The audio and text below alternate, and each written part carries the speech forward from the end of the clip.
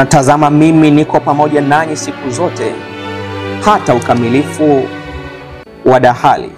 Amina. Maranatha, Yesu anakuja.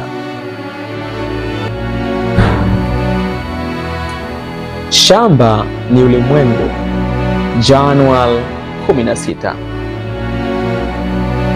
Basi enendeni mkawafanye mataifa yote kuwa wanafunzi, mkiwabatiza kwa jina la Baba, la Mwana na la Roho Mtakatifu.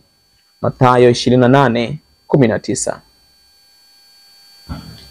Nilipokuwa California mwaka 1874, nilioteshwa ndoto ya kuvutia sana. Niliota kwamba ndugu kadhaa wa California walikuwa katika halmashauri wakijadili mipango bora kwa ajili ya kazi katika msimu ujao. Kijana mmoja ambaye nilikuwa nimemwona mara kwa mara katika ndoto zangu alikuwa amekuja kwenye halmashauri. Alisikiliza kwa makini sana maneno yaliyokuwa yakisemwa, na kisha akiongea kwa makini na ujasiri wenye mamlaka alisema, miji na vijijini ni sehemu ya shamba la Bwana. Wanapaswa kusikia ujumbe wa onyo.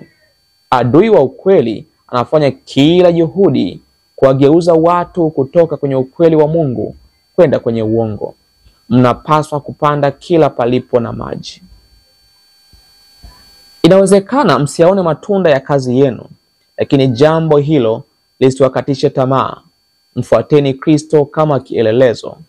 Alikuwa na wasikilizaji wengi, lakini wafuasi walikuwa wachache. Yule mjumbe aliendelea kusema, mnaendekeza mawazo finyu sana juu ya kazi ya wakati huu. Mnajaribu kuipangilia kazi kwa namna ambayo mnaweza kuibeba katika mikono yenu.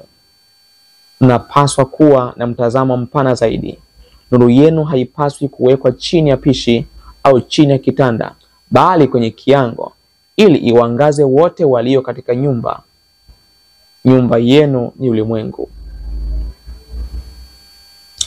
Nchi nyingi zinasubiri nuru ya hali ya juu itokayo kwa Bwana, na imani yenu imepungua, ni ndogo sana. Mtazamo wenu juu ya kazi ya Mungu unapaswa kukuzwa. Songeni mbele.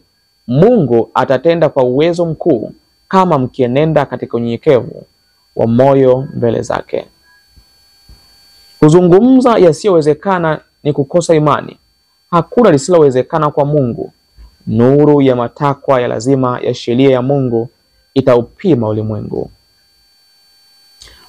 Muda ni mfupi, na wote wanaoamini ujumbe huu wanapaswa kuona wajibu muhimu walio nao wa kuwa watendakazi wasiotaka kujinufaisha, wakielekeza ushawishi wao mahali walipokusudiwa. Kamwe wasionekane wakipingana na wale wanaotafuta kuiendeleza kazi ya Mungu. Nuru ambayo Mungu ametupatia haina thamani kubwa kwa ulimwengu kama isipoonekana kwa kutolewa mbele ya watu.